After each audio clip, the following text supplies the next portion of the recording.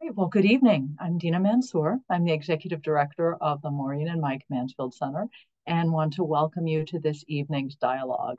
I am very fortunate to be in Washington, D.C. tonight, which is pretty rare for me. I feel very at home here at the U.S. Department of State, having been a former diplomat and been in public service here. But we are tremendously honored to have this guest with us this evening. Many of you, I believe, were signed up to see him in person. Assistant Secretary of State for Global Public Affairs, Bill Russo, attempted to land in Missoula multiple times. He was able to make it to Helena and to Great Falls, but this is kind of a bit of a makeup session. So I'll just do a quick introduction on his bio because I think you've all seen it on our website when you're registered. But this is a true public servant, that he has a lifetime of commitment to our democracy. In addition to serving at the U.S. Department of State, he's also served at the National Security Council. So very honored to be here with you, and thanks for speaking in a Mansfield Dialogue. Well, thanks so much for having me now for the second try. Glad this one worked out. I know I think the weather is much better in Missoula today. Though I was actually checking, and apparently Denver, where I was flying out of last time, was getting socked by about 2 feet of snow. So thankfully, we didn't reschedule it for in person tonight, because then I would have probably had a problem getting out of Denver rather than getting into Missoula. Yes, I recall you saying that shortly before you came to Missoula, you had gone from Brussels to Brunei, and maybe Denver to Missoula was a little harder. Yes, yes, because I eventually actually made it to Brunei. Yeah. The Missoula trip was a little bit more difficult, but I hugely appreciated everything that you and the Mansfield Center and the community did in being flexible and making the rest of the visit in Helena and Great Falls work. And really grateful for everyone who's tuning in tonight for joining us in this session. Oh, great. So obviously you've been to Montana. You understand a bit about what our context is in Montana. So I think I'd just love to hear from you a bit about what you do, the work you do, and why you're speaking out to, Montana and regional audiences. No, of course. So, the work of the Bureau of Global Public Affairs that I lead is to tell the story of American diplomacy. And we do that all around the world. We do that in many different languages. And of course, foreign audiences is a key part of that work.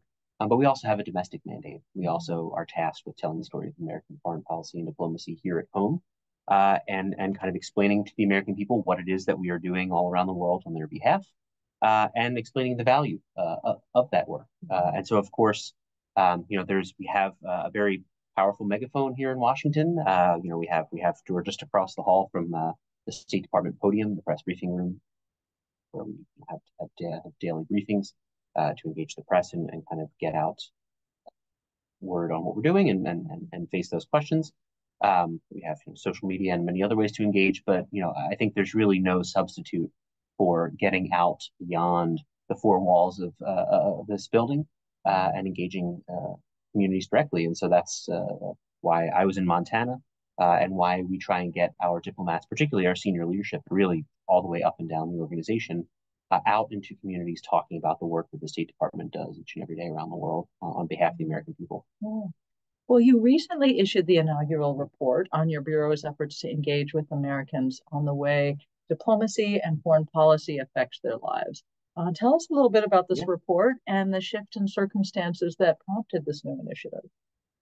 So, as I said, part of our job is explaining American foreign policy and American diplomacy here at home.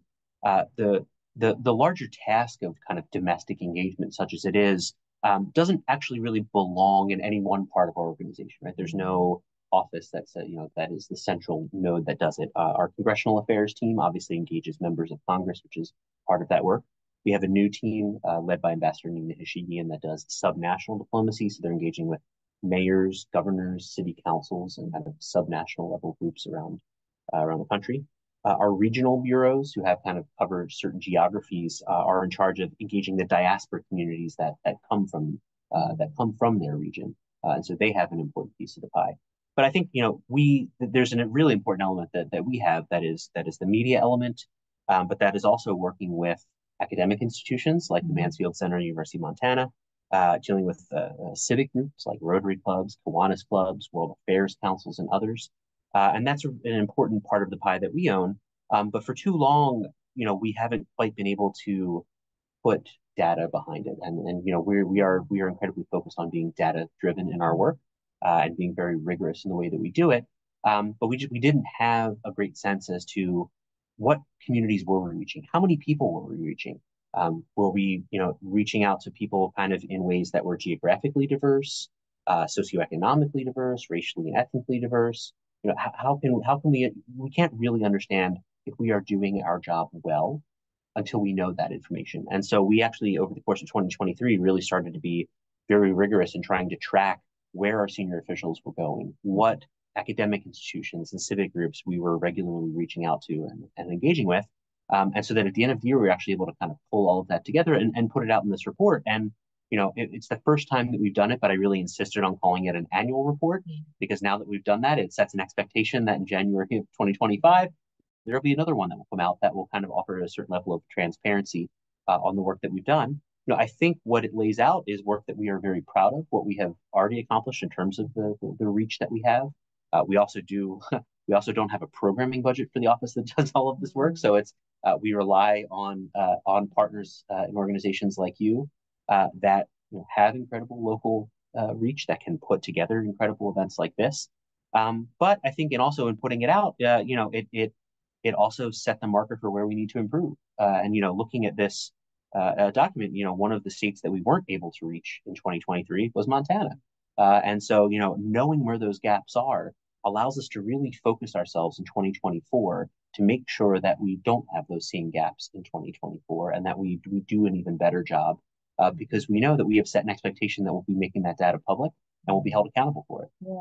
So there were 10 states that you missed in 2023. So does your office intend to go? I mean, you rectified it with Montana, but you intend to hit the other 10 states then as an office? That's absolutely the intent and the hope. And of course, again, part of what our office is doing is, it's not just me and a kind of our small team that does this that we want to reach out there. We play a coordinating role across the entire department. And so part of, my job, part of the Bureau of Public Affairs, the work that we do is meant to, basically corner some of my colleagues around the building and say, hey, I think there's a really great opportunity for you to go and talk about our mineral security programs in North Dakota, or find another kind of hook. Our educational and cultural affairs bureau say, hey, you have a really great exchange alumni cadre in Minnesota. We really need you to go there. Part of our work is finding out not just where those gaps are, but who are the best people in our institution who have the most compelling story to offer about how our work benefits these particular communities, and how can we push them to go out and do that engagement. And I have to say, it really is encouraging for me that so many of my colleagues are enthusiastic about this. And it's actually kind of funny, they will come back from a trip, and after a senior staff meeting in the morning, will come up to me and be like, did you see my press release? Did you see the trip that I just did? They'll be very excited about kind of wanting to claim credit for the work that they did, and make sure that it gets counted in the next report, that that their picture is going to be on the glossy pages of the next one. So it also fosters a little bit of a competitive spirit among our senior officials to make sure that they are going out and meeting this need. Well, this is incredibly important. In Montana, we are 49th in the nation in terms of all the internationalization assessments by the Institute of International Education's open door report. So that's people who speak a second language, people who study abroad, people who work with an international business. So the mandate of the Mansfield Center to support democracy and to support international engagement is very interwoven with your mandate. When you came to Montana, you were supposed to have met with a number of high school and K-8 audiences, Target Range School, Hellgate School, High School, University of Montana students, up to Salish Kootenai College, and to meet with the tribal council. But you did make it to Helena and Great Falls. You met with the Montana Farmers Union, Carroll College, a number of public audiences. Anything that really struck you and helps inform the work that the State Department does? Well, I should say, I mean, to go back on the education point, I should say I was very pleased we were able to set up a Zoom with the Target Range School and with their partner in Nepal. Okay. And so I actually got to kind of talk with the students. I think they were like 7:30 a.m.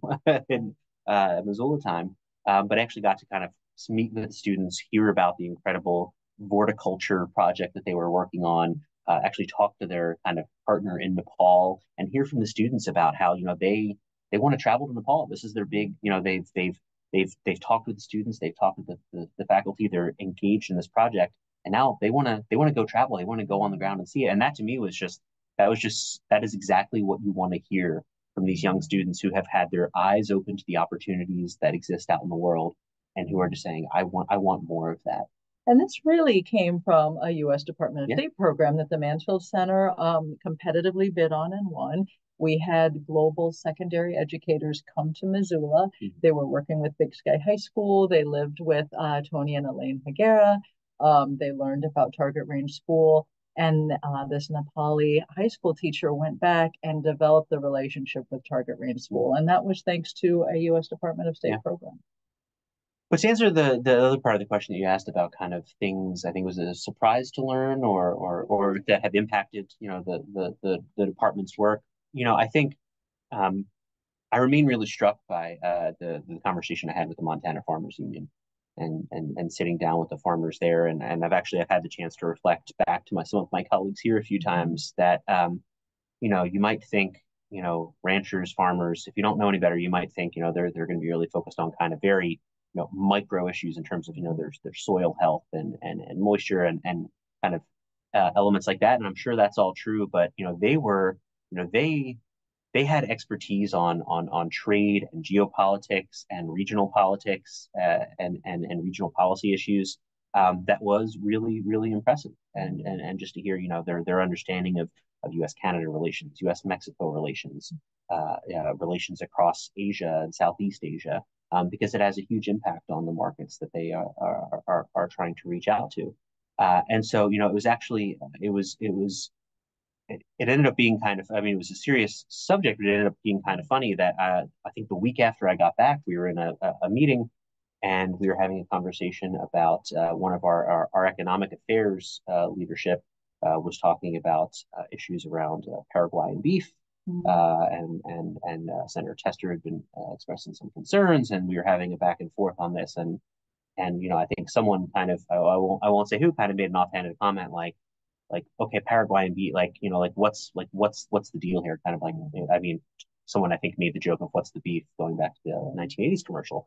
And I chimed in from the sidelines because I was like, no, like Montana ranchers and farmers care about this so much. Like they are laser focused on this. This came up. This was 15 minutes of a conversation that I just had last week. And I walked through, JBS, the processor located in Brazil. And I was able, I came out of that conversation with a full understanding of the issues that they cared about and were talking about, and was able to kind of bring it to the table in this conversation in a way that I think surprised some of my colleagues who were like, how do you know so much about beef in Montana at this point in time? And it was because I'd had the experience of being in that room and hearing from them. And just to say that I think, that is one meeting that was part of one one trip that was just me.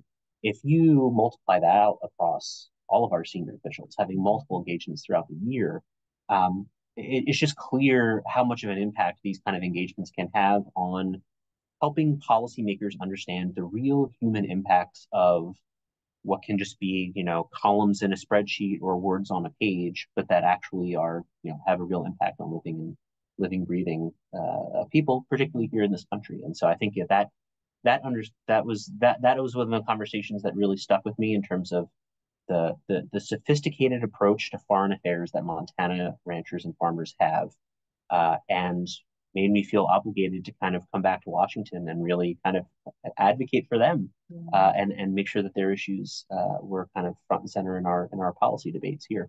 And a great example of how people need to get outside the Beltway more and engage with Montana, real Americans. But it's true. Like you look at Montana and the issues that we're facing that are of critical global importance. You look at rare earth, mining, water, food security. There's so many things that are front and center for us in Montana every day that relate to great challenges around the world. Yeah.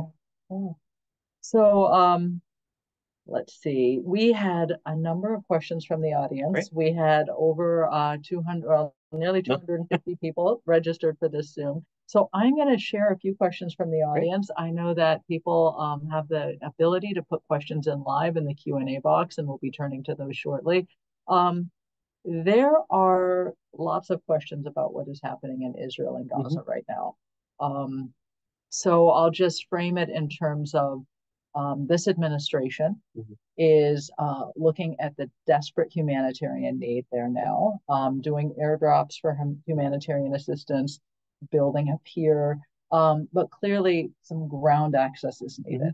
What does this administration need to do to address the humanitarian desperation there right now? So as I said earlier, we're right across the hall from the State Department press briefing room, and actually yesterday, Secretary Blinken did a virtual ministerial with some of his counterparts on the maritime effort that is underway that President Biden announced at the State of the Union, where the U.S. military, in conjunction with some of our partners, is, as you said, building a floating pier off the coast that will provide another avenue for aid to get in. And then he came right down afterwards to the press briefing room and kind of outlined, kind of exactly what you've asked, which is that, what is our approach to this challenge? And I think, to sum it up in short, it is, as you were alluding to, all of the above. That yes, we are looking to airdrops to get some aid in, particularly in hard to reach spots in the north. Yes, we are looking at establishing a floating pier off the coast that will be able to get aid in. Yes, World Central Kitchen, the Jose Andres organization, worked to help them getting a shipment in that came over from Cyprus just the other day. The Moroccans just got an additional shipment that came in through working with the Israelis, coming in through Kerem Shalom crossing. And then there was just a shipment of wheat that came in through Ashdod port in Israel that, all told is still being distributed, but all told will basically be able to provide 6 months worth of bread for Gaza, a significant amount of wheat coming in. But to your point, and as the secretary said yesterday, these are all necessary. These are all good. These are not sufficient. And that, really the crux of this is ground access, and that, and that more needs to happen, and that Israel needs to do more to facilitate that happening. And so, I think that was kind of the top line message that the secretary had yesterday, is that the United States is going to continue to do everything we can across all of these domains to get all of the aid in that we can, but that there is a limit to what airdrops can accomplish alone. There's a limit to what a maritime option alone can accomplish. But what we really need to see is more coming in through land. Now, what we've seen in the last few days is more. We've seen we're back over 200 trucks a day of aid getting in. But that number needs to go up, and it's on Israel, particularly through the Kerem Shalom crossing that they control, to get more stuff scanned, to lay out. There have been some concerns over "quote unquote" dual use items, aid items that could be used for more nefarious purposes or misused by Hamas. The secretary said we need better guidance from Israelis on what are those things that are prohibited, to make sure that we can facilitate aid getting through faster.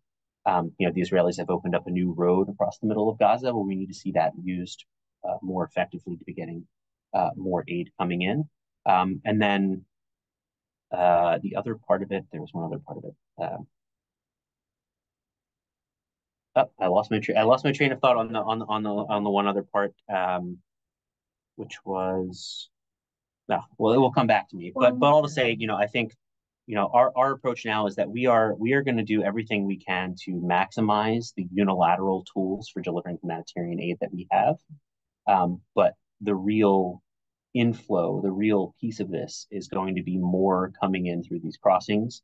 And the Rafah crossing in Egypt is probably pretty close to maxed out. And so really the obligation on this comes to Israel. And so we are demanding of Israel, asking Israel to do more to facilitate that. Again, the numbers have gone up in recent days, and that is very promising. That is very good. But that number one, at the very least, needs to be sustained, and quite frankly, needs to be significantly increased. And so I think, whether it's the president, the vice president, the secretary, others, including others on the ground, this is going to be the kind of main focus for us in the coming weeks, is getting that aid in. Of course, the other piece of this is that we still remain hopeful. I don't know that I would go so far as to say optimistic, but hopeful that Hamas will agree to a deal on the table that would create a short-term ceasefire that would not only get hostages out, but would actually create the conditions on the ground for a significant amount of aid to not only get in but get distributed. Because I think one of the other challenges that we see here is not just, yes, the aid getting into Gaza is a challenge, but the ability for aid to be distributed. And I've now managed to talk long enough that I remembered what my other point was. Which is that the distribution is also challenging because there needs to be better deconfliction with the Israeli military and UN and the other humanitarian organizations on the ground who are trying to distribute the aid itself. They are operating in incredibly difficult circumstances on the ground and need to have better assurances that there will be the kind of effective deconfliction that means they won't end up in the crossfire, end up getting targeted by errant strikes. And so that is the other piece of it, is that if we can get to this ceasefire, that will open up a lot more in terms of distribution. And if people, one of the other challenges that we're seeing is just kind of a sense of lawlessness and disorder on the ground, and that's in part because people are starving. People need food, and if they think that one bread truck that they see going by might be their only chance for food for the next week, they're going to grasp at it and they're going to go for it. But if people can feel confident that there is going to be constant aid coming in, that they're not going to go days or maybe weeks without having that opportunity, then the aid can be distributed in a kind of much more seamless and effective way. So that's the other part of the distribution piece, is the other part that we're pushing the Israelis on. Yeah, well, clearly this is a tremendous issue for the United States' reputation around the world, because a lot of Middle Eastern countries, but a lot of people around the world in general, are thinking the U.S. has more pull than it's actually utilizing. So I think you see that in domestic audiences, you see that with Arab Americans, and you see that a lot with a lot of people around the world. So any other thoughts on other tools that the U.S. could be using that is not in terms of engagement with Israel? I would say, two things on kind of the tools. One is that, obviously, as a matter of policy, we support Israel's defense and their right to defend themselves. And obviously, Hamas has said they would, commit the atrocities they did on October 7th over again. They have aspirations to continue to do that, and so obviously we want to make sure that Israel can defend itself. But also having suffered through the traumatic events of October 7th that they have, it's quite clear that the Israeli government and the Israeli people support continuing these operations, and regardless of perhaps persuasion. And I think the president went out shortly after, and I think actually gave what I thought was a very, and particularly in hindsight, a very apt appeal, which was to look at the United States reaction after 9/11 and to understand that the emotion and the trauma that you've gone through, but to maybe learn from some of the mistakes and the decisions that we made in the wake of 9/11 in Iraq and elsewhere that have in hindsight not done well for American security and American reputation around the world. And I think that was a sage advice that the president offered. But to a certain extent, would you just say that the Israeli government, the Israeli people have sought, do not feel as though they have security, and have sought to pursue a course of action that they believe will provide them with their security. So in terms of ability to kind of use tools of leverage and persuasion, we are using the tools of leverage and persuasion that we have available to us, while also recognizing that we remain committed to helping them defend themselves, and nonetheless working to push them to defend themselves in a way that lives up to their commitments and obligations under humanitarian law and other international law. Okay. Also, a number of questions regarding Ukraine and U.S. engagement in foreign conflicts. Two questions on Ukraine that are interlinked. Someone in the audience says, how do I respond to political leaders and community members who state that we need to spend money here at home first before we give aid to Ukraine? And how critical is U.S. support of Ukraine to the overall strength of the U.S. and global democracy?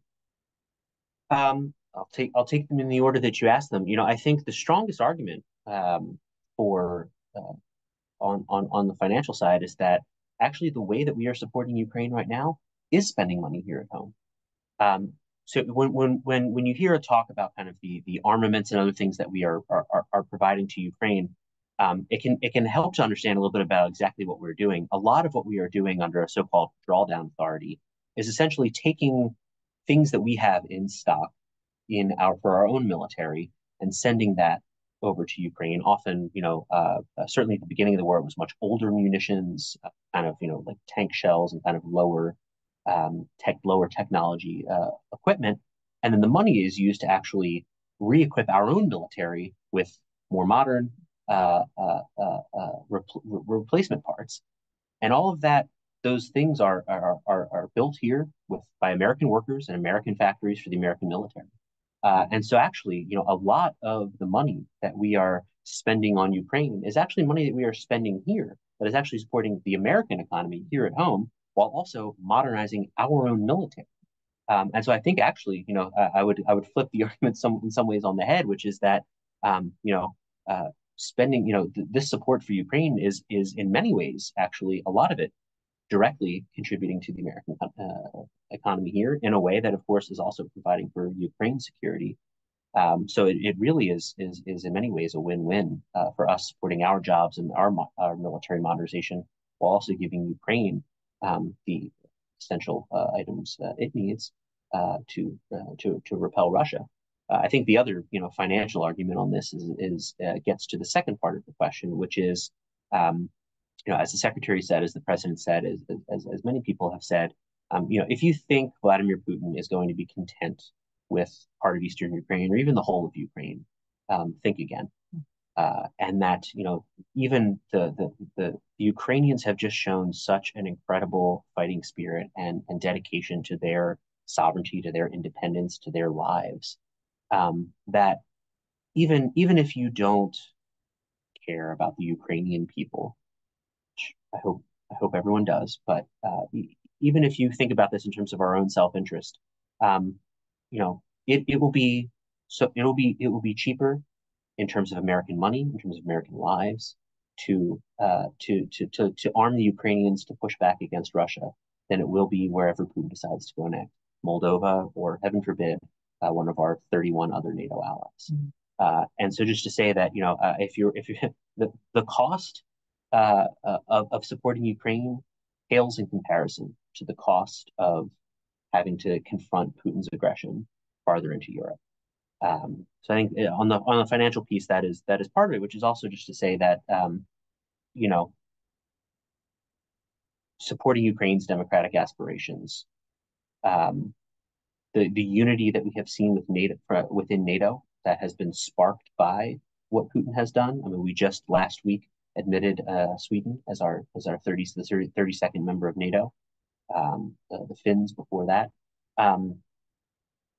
The U.S. security posture, the U.S. security architecture is actually stronger now than it was before this invasion, because I think it has jolted us a little bit out of a notion that we could simply turn our eyes away from Europe, turn our eyes away from some of these kind of traditional geopolitical security challenges that maybe some had thought had been kind of consigned to the Cold War era dustbin of history. I think what we've seen now is a bit of an awakening to understand that this is essential to us and to our security, to the security of our allies, and to kind of the unity of the democratic world writ large. To make sure that we confront this now and that we confront it in Ukraine before it spreads. And so I think that seriousness of purpose that maybe had been lacking from NATO and from some of our other alliances has really been Putin has, again, this is why we talk in some ways about Ukraine being a strategic defeat for Putin. He has facilitated everything in terms of NATO solidarity, Ukraine turning westward, other countries in Eastern Europe turning westward wanting to join the EU, join NATO. He's facilitated everything that he said he was seeking to prevent. And that is a huge benefit to American security. We need to seize that opportunity to further enhance our security in the decades to come. And if you don't stop him in Ukraine, as you said, where does he go next? Moldova, the Baltics. What is the signal this sends to the Chinese in terms of Taiwan? Yeah. What happens in the Middle East? It's all interlinked. Yeah. Yeah. Let's see here. I think that we should probably go to Sarah Ward back at the Mansfield Center and go to questions that have been posed live by our audience. Absolutely, yes. And I would just encourage people to continue to use the Q&A feature. And if you have any questions, let us know. But the first question from our audience is, how can we in the US avoid authoritarianism? Okay, so I will strive to answer this question in a way that is appropriate as a State Department official and does not get me in any trouble with our lawyers here, because obviously, we diplomats as the State Department we're focused on things abroad, but actually I think the question comes at a really opportune time, because actually just a few hours ago, Secretary Blinken took off on a trip that's going to take him to Seoul next week for the third Summit for Democracy. This is a series that started 2 years ago in 2022. The United States hosted here. Last year, kind of co-hosted with a number of countries around the world, and this year, our Korean allies are hosting. And I think it's an important gathering because we are in the middle of a democratic recession globally. Countries that are democracies are under strain from are at risk of coups and illiberalism and kind of threats from within. And then, having just talked about Putin and Ukraine, having talked about China and the threat to Taiwan, there are, of course, revanchist, revisionist powers in the world who also pose an external threat to democracies. And so, in terms of the U.S., I think it gets to kind of so much of the overarching theory of the case for the world that we have in this department right now, which is that we're so much better off when we don't go it alone. We're so much better off when we work with our allies and partners, and I think that's so true in democracy as well. Our democracy is so much stronger when we are working so closely together with our democratic allies and partners. And so I think the summit will be an important gathering because, again, we are all confronting maybe some unique threats in each of our own countries, unique challenges, but there are a lot of shared ones that we can work together on to help strengthen collectively our resilience to those threats, whether they're internal, whether they're external. I think particularly working together, we can work to kind of neutralize some of the external threats, but internally as well. And I think it's great that this gathering is happening amongst governments. Obviously, so much, maybe in some ways, the most important part is the element of it that's happening with civil society actors who will be kind of part of the summit, because there is, of course, a limit to what governments can do to sustain the democratic way of life, which is to say that, I think the most important thing that anyone can do in any country to avoid authoritarianism is to be civically engaged. And I can imagine, for those who are tuning into this conversation here, you probably lean more on the side of more civically engaged than average. Sorry. And so, collectively, when when people are engaged at home, and when those communities who are so engaged in our democracies work with each other to find common solutions to some of these shared challenges, that to me is kind of where actually the real opportunity lies. The government to government part is important, but the real civil society, the people to people conversations about how we strengthen our democracies from within, that is really the thing that gives me the most hope in terms of creating solidarity across the democratic world. So I think not to put too much on any one summit, any one meeting, but I think it's a really opportune time for folks to gather, and we were talking about it a little bit earlier.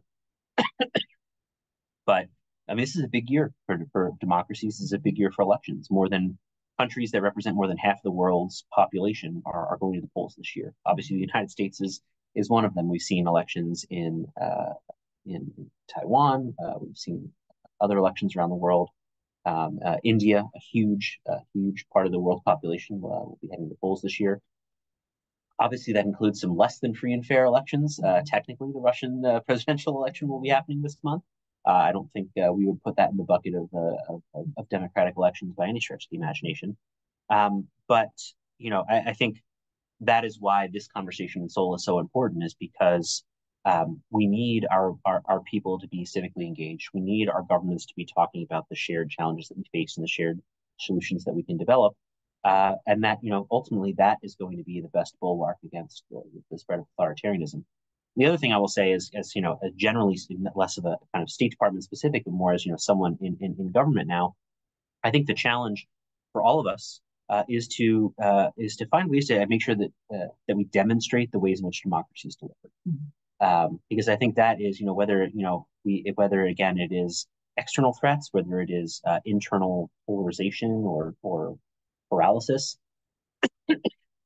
a failure to demonstrate that democracy can actually still deliver for our people is really the thing that's going to kind of sap energy from the democratic effort. And so I think, as a government official, and particularly as a communicator, particularly as one who's tasked with engaging the American people on what it is that our diplomacy is doing to deliver for people, we need to make sure that we're doing a better job of telling that story to give people reason to believe that a democracy is still worth fighting for.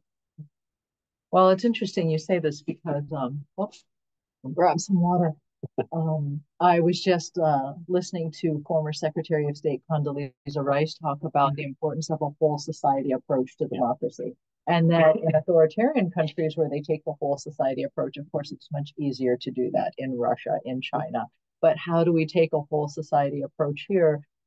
Because most Americans agree that there are some essential factors in a democracy that we hold dear. There's the free market economy, but there's that whole coming together, that representation, that everything that we care about in terms of our government. So how do we take that whole society approach forward?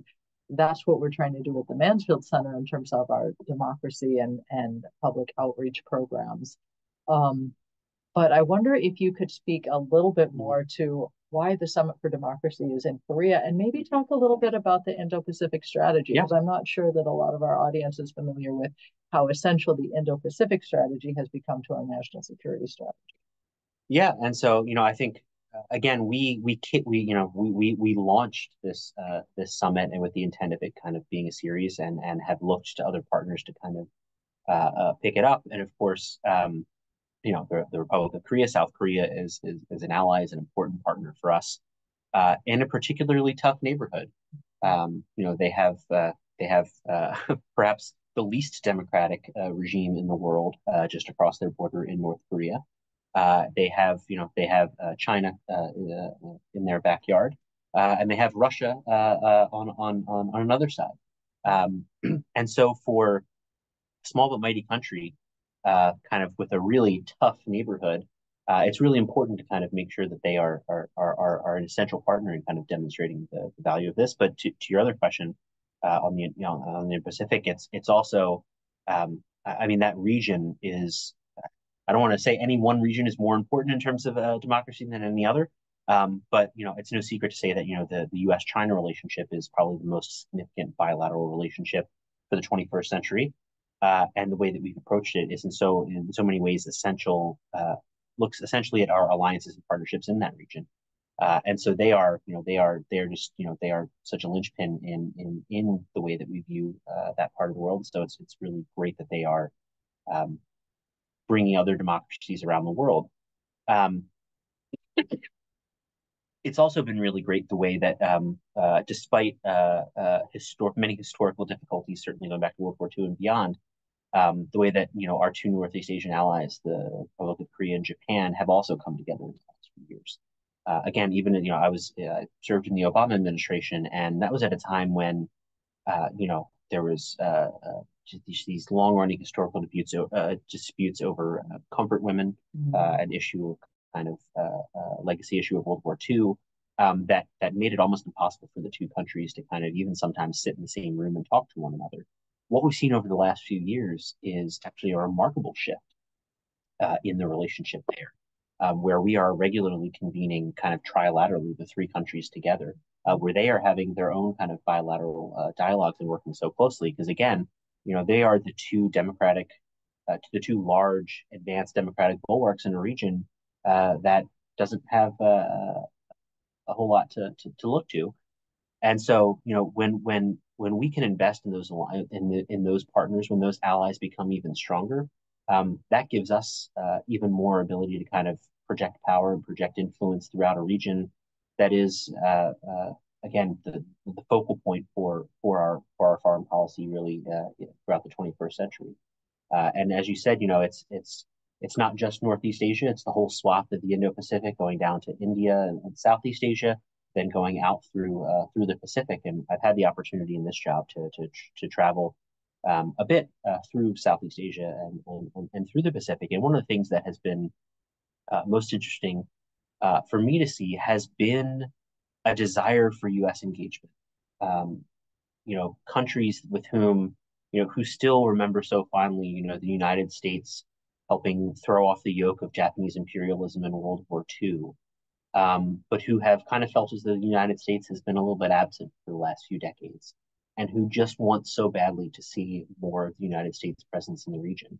And so obviously part of that involves us being more present there, but part of that involves us working so closely with Japan, Korea, Australia, New Zealand, the Philippines, other allies and close partners in the region, but also involves us forming transformationally new relationships with partners like Vietnam, who in probably many of our viewers' lifetimes we were at war with, but who now even though they have a communist regime, even though we have those difficult historical ties with, is increasingly also looking to the United States as an economic partner, and even as a security partner as well. And so, I think again, the kind of Korea hosting the summit is a kind of small piece of this larger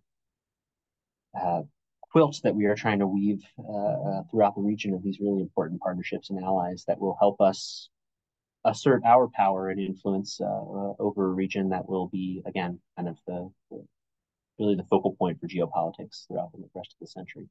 Well, and it's certainly an important region for Montana that we have only two international trade offices around the world. One is in Taiwan, one is in Japan, in Kumamoto, our sister prefecture there.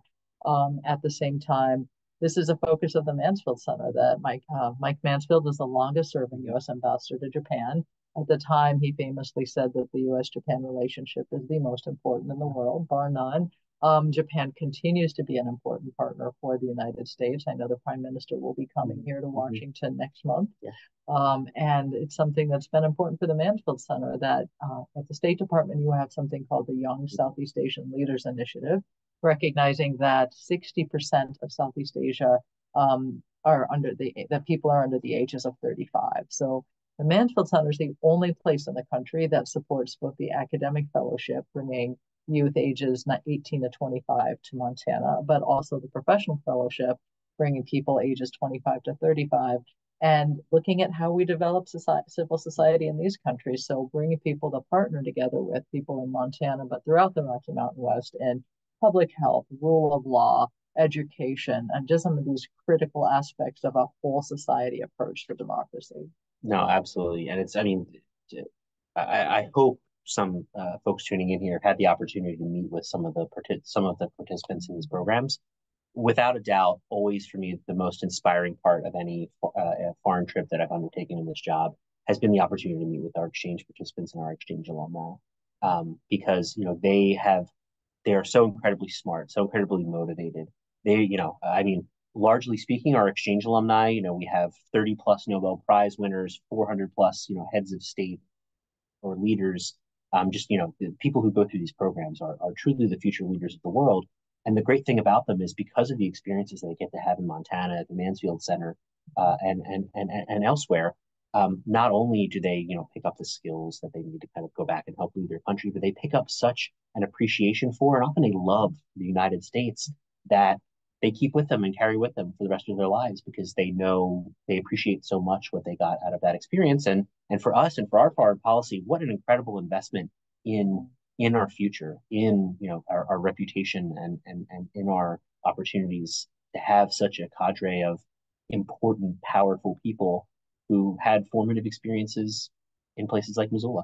Well, and when foreign affairs is less than 1% of the federal budget, the impact that these relationships have in bolstering our national security is really outsized. So Sarah, I'll go back to you for more questions from the audience. Absolutely. So we have had quite a bit of interest specifically in the impacts of AI. And so our audience has a couple questions for you about artificial intelligence.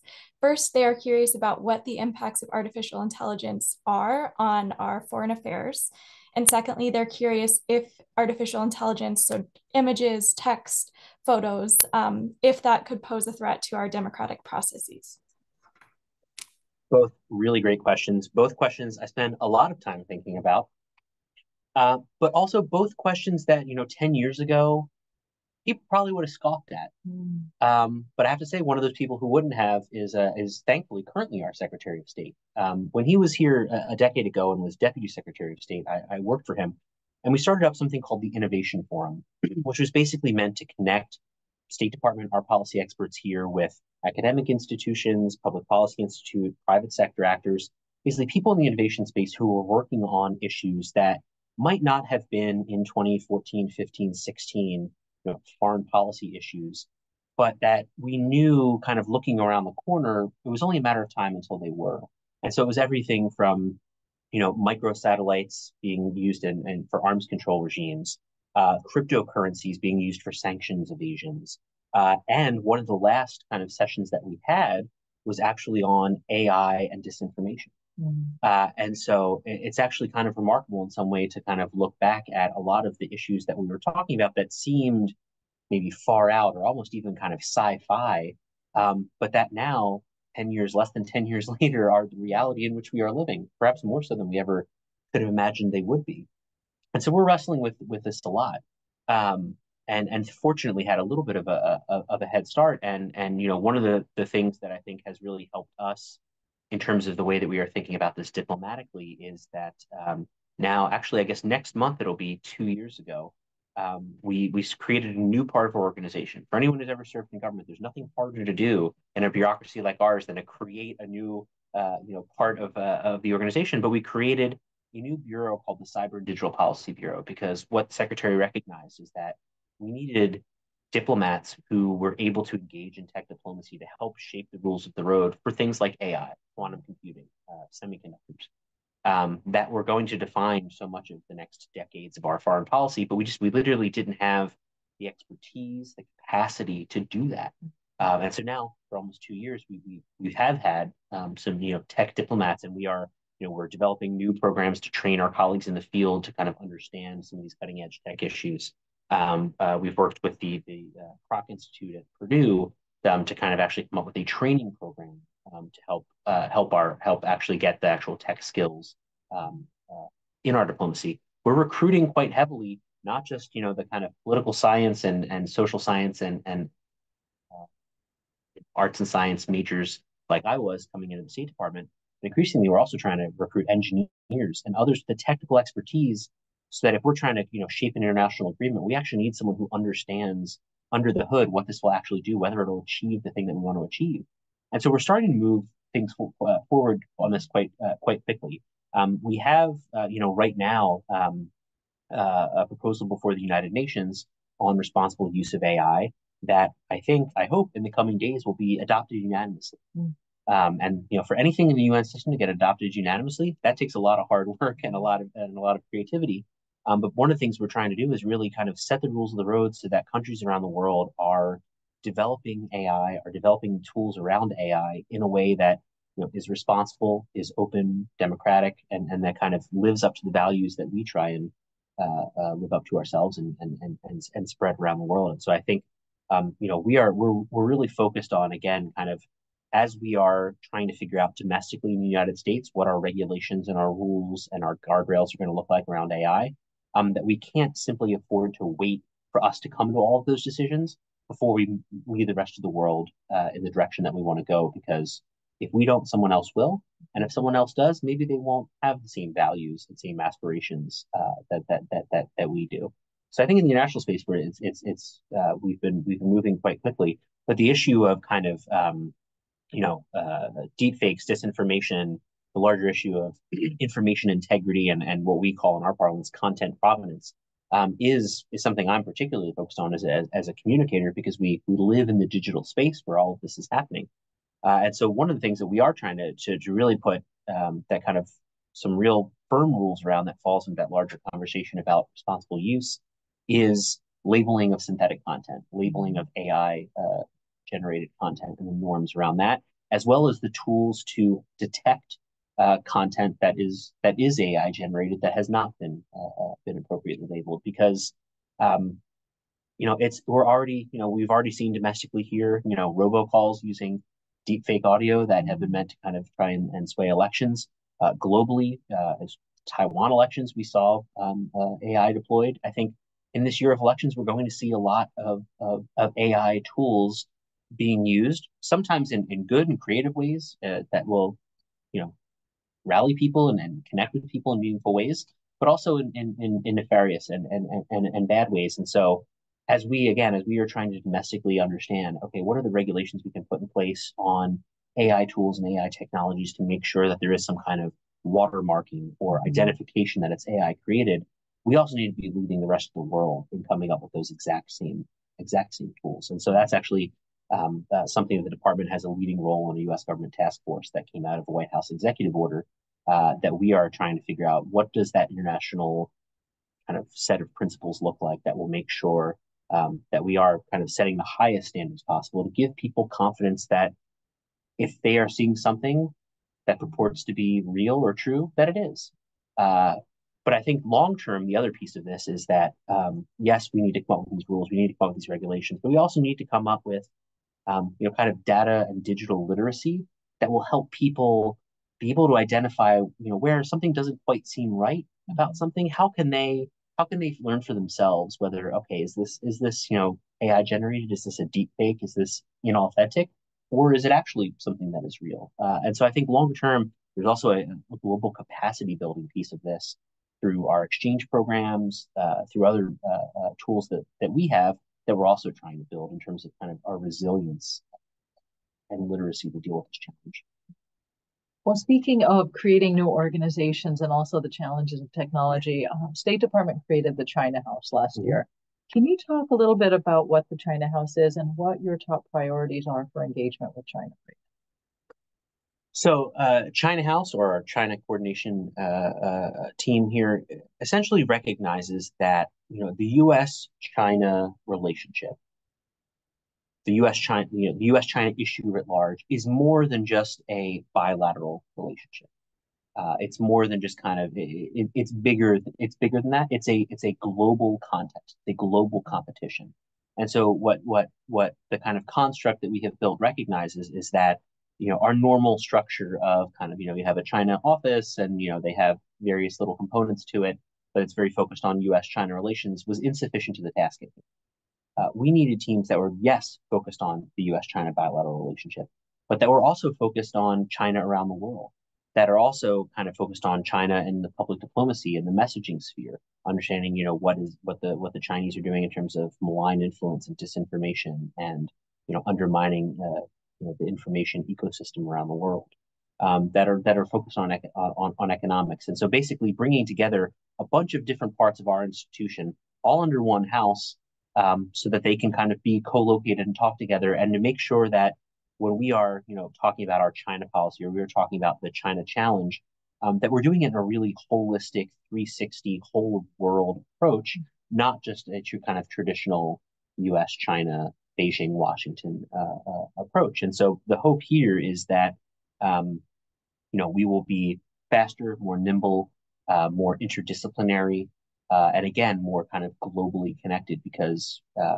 whether it is kind of PRC debt-laden infrastructure throughout Africa, or disinformation throughout the Indo-Pacific, or kind of some of the malign economic activity that we see in Europe and even in the Western Hemisphere, where they have kind of been applying pressure to kind of some of Taiwan's remaining allies to try and put their recognition. It's a global issue, and it's a political issue. It's an economic issue, and so we need to make sure that our institution is actually recognizing all of the dimensions of the challenge. And so that our hope is that this will do exactly that, and make sure that again, as we are implementing our invest, align, compete China policy of investing in ourselves here at home, aligning more closely with our allies and partners, and then competing on a level playing field with China, that we will prevail in that competition.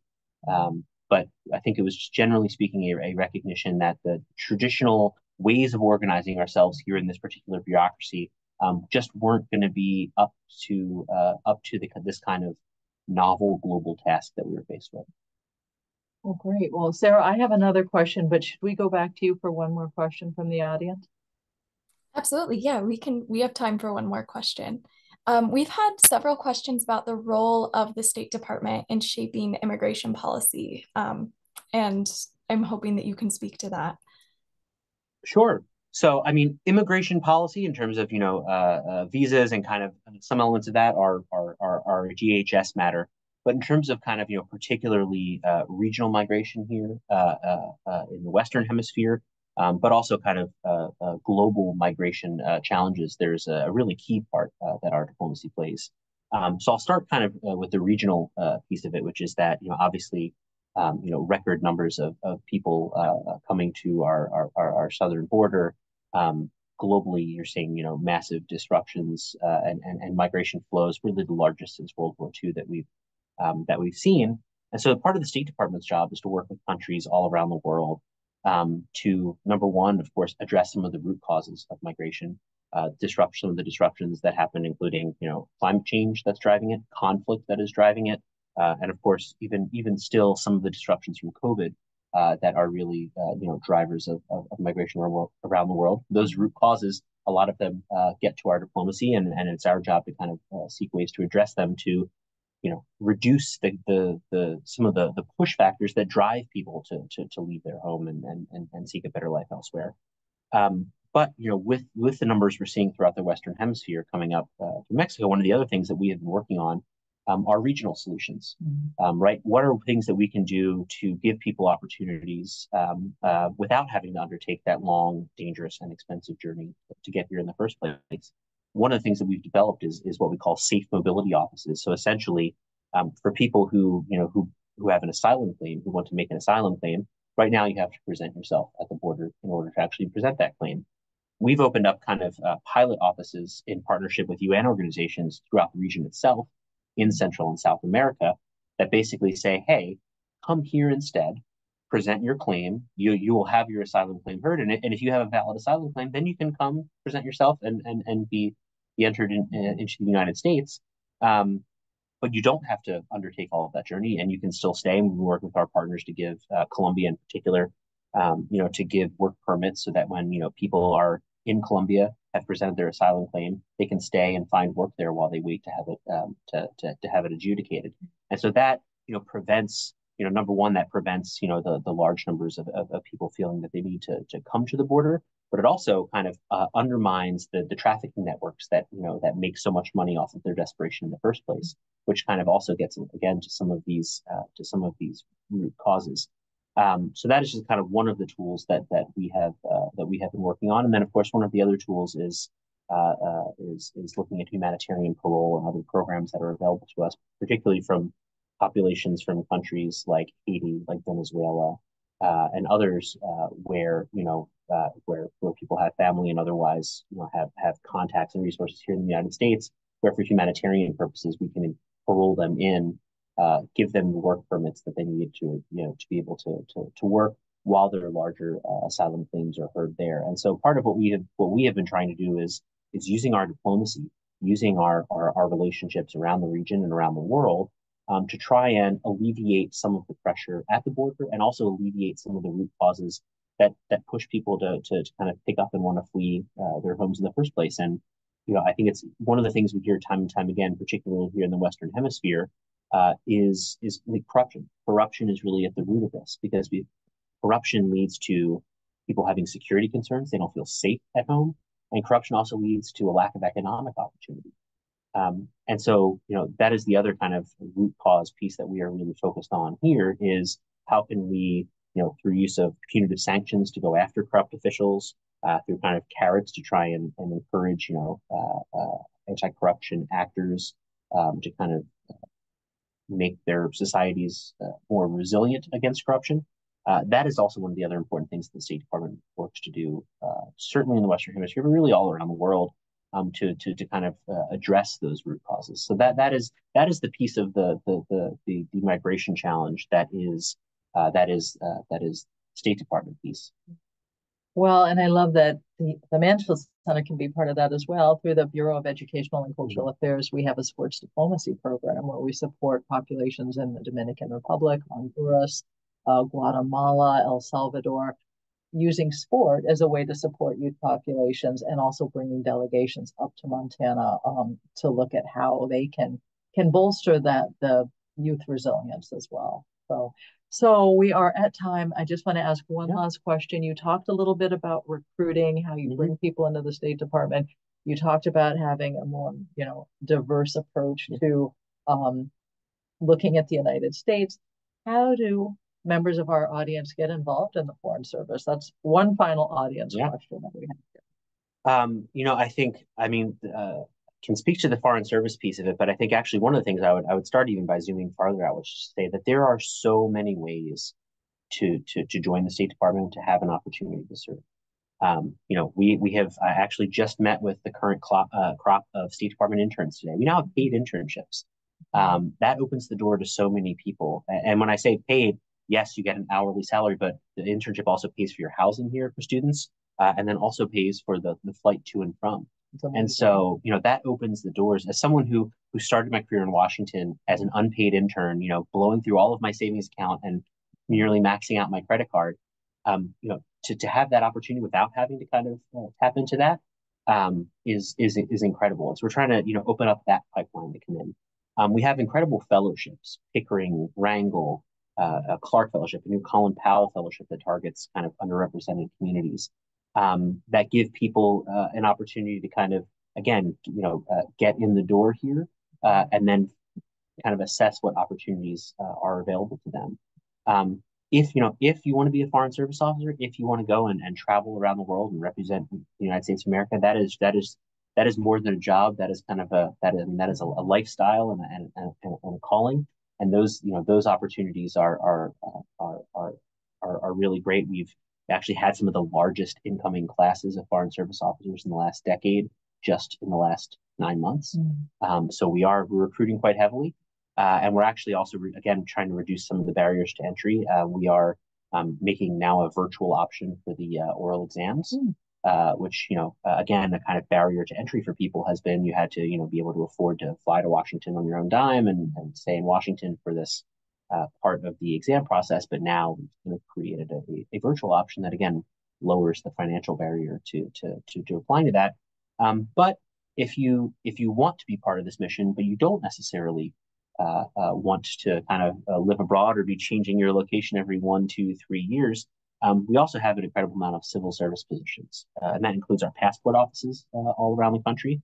One of the largest federal law enforcement agencies is actually our diplomatic security agency, that also has offices all around this country, because not only does diplomatic security protect our diplomats abroad, they also help protect foreign embassies and consulates and missions here in the United States. And so there are an incredible amount of domestic opportunities available. But again, I think so many people, look, if you've got a political science, history, and English degree like I do, that's still the bread and butter of the State Department. We still want you to come here and work. But if you have an engineering background, a public health background, science, a biology background, maybe in a field that you wouldn't think, oh, the State Department, what does the State Department want with me? Let me tell you, the State Department wants you, because the issue set that we're working on requires having that expertise. It requires having that knowledge. And if you're not a college student, if you're not someone who's in school right now or fresh out of school, maybe you've been in a career for 5, 10, even 15 years. There are also lateral entry opportunities, even in the Foreign Service now, available for you to come and have a really meaningful career here. And so just to say that also, even if your college days have passed you by, it's still not too late to join the State Department. And so careers.state.gov, that is the website where you can go deep on all of these different pathways, all of these different pipelines, all of these other opportunities to serve at home and abroad. There really are so many different ways that people can be a part of the mission that we have here. Well, Bill, thank you. Thank you for your time today. Thanks for your service to our democracy. Thanks to our audience for joining us. Our next Mansfield event will be with Danielle Allen, a nationally recognized democracy expert that is in person at the University of Montana. Thank you again for joining us. Good night. Thank you.